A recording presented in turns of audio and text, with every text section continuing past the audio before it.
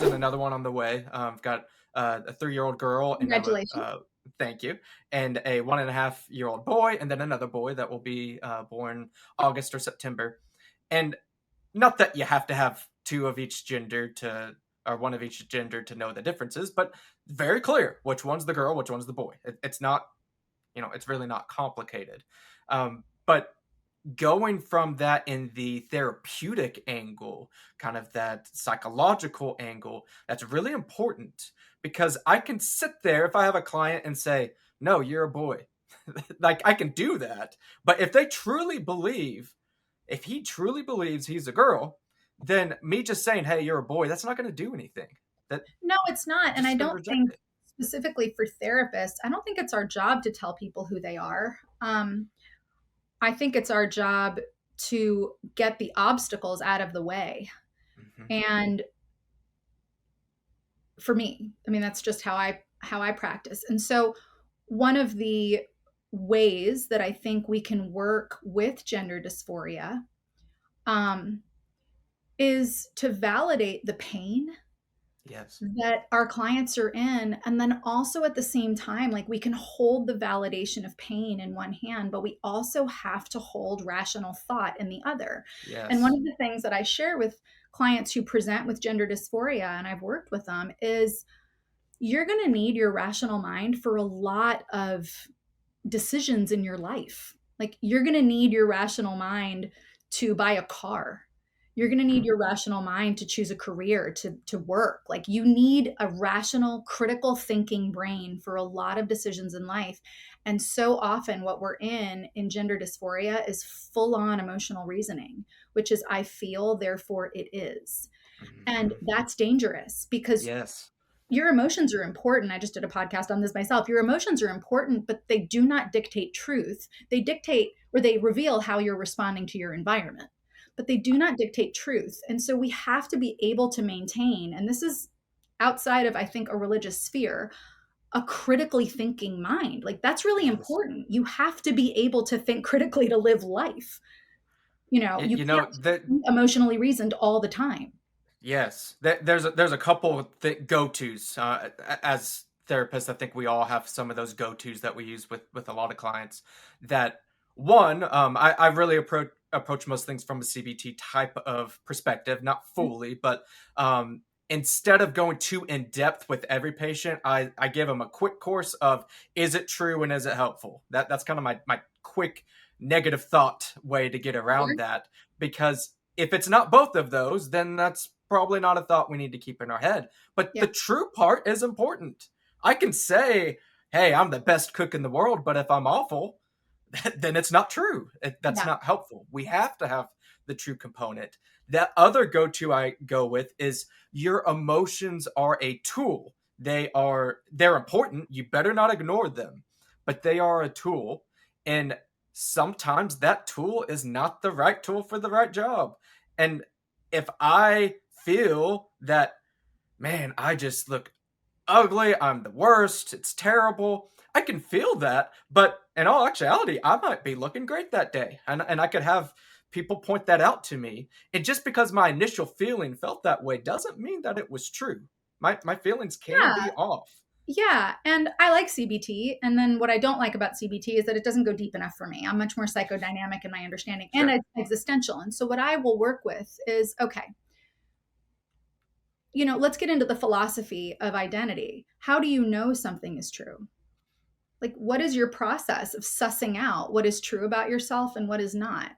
And let's make sure that that process is sound so that you can apply that across your life. Because there's going to be a lot of influences in our lives and a lot of voices that we encounter along the road of life that are going to, for their own ambition or whatever agenda they have, tell us who we are. And our ability to have a process in mind and in our hearts that we can go to every time is extremely important. And if the process is, I feel it, therefore it is, that is only Mhm. one stream of information. The streams of Right. information about our lives are our feelings, for sure, our thoughts, our gut, our spirituality, and other people's responses to us. Very often, other people get it wrong. But Yeah, we they do. need an internal process within ourselves that's not just reliant on the emotional. That is but one stream of income, one stream of Yes. income, one stream Well, of hey, information I about this. I I also use kind of an economic type of model too, so that does Yeah, let's kind go of with the work there. metaphor, right? Great.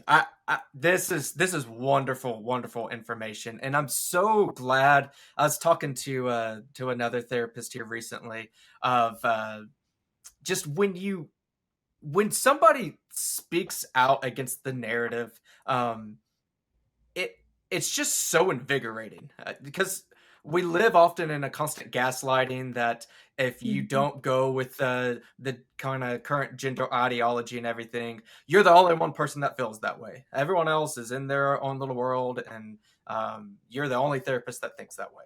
It's Mhm. not true. Mhm. And having the courage to speak out and to share these things, it's so invigorating. I think that's why we Mhm. connected, because Mhm. you just love seeing that and knowing that there's still hope. There's not Mental health field hasn't totally been taken over. There's still independent voices out there. We just got to continue speaking up. I, Yeah, I think so. I wish the field were doing its job, and its job is to help people understand themselves.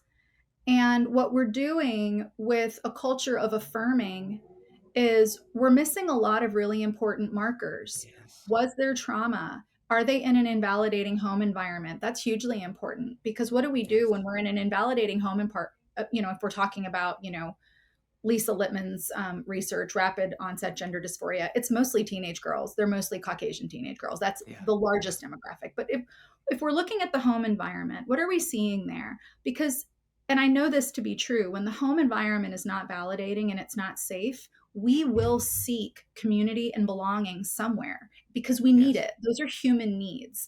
And, you're talking to someone who joined a cult and didn't know it. So I know what it's like to trade in freedom for belonging.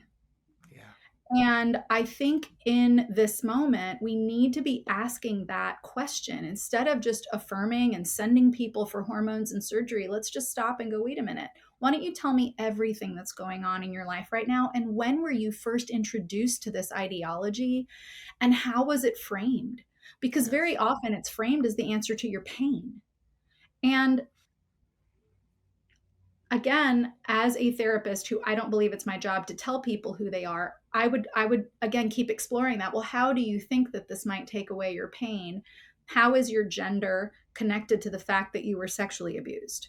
Or how yeah, is your, I mean, and this could lead to some very important discoveries like, well, maybe if I'm a male, I won't be as susceptible. I mean, that's a very important discovery to get, but we don't get there because unfortunately our field is 2 inches deep right now. We're not doing the deep work. Like, we should be yes. exploring this, we should be understanding this on deeper levels, and instead we're like, oh, you say you're that, great, you're that, go get hormones. Game over. It's over. Yeah. Like, that's not Yeah. therapy, that's not No. psychotherapy. Psychotherapy digs in, psychotherapy Yes. asks questions, psychotherapy Yep. makes us uncomfortable and makes us face ourselves and face what Yes. we believe and what we think.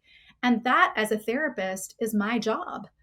And so Yes. I trust the process. I'm not going to sit and look at a client and say, well, you're a male or you're a female. That's not my job. But my job is, tell me more about what you believe a female Yep. is.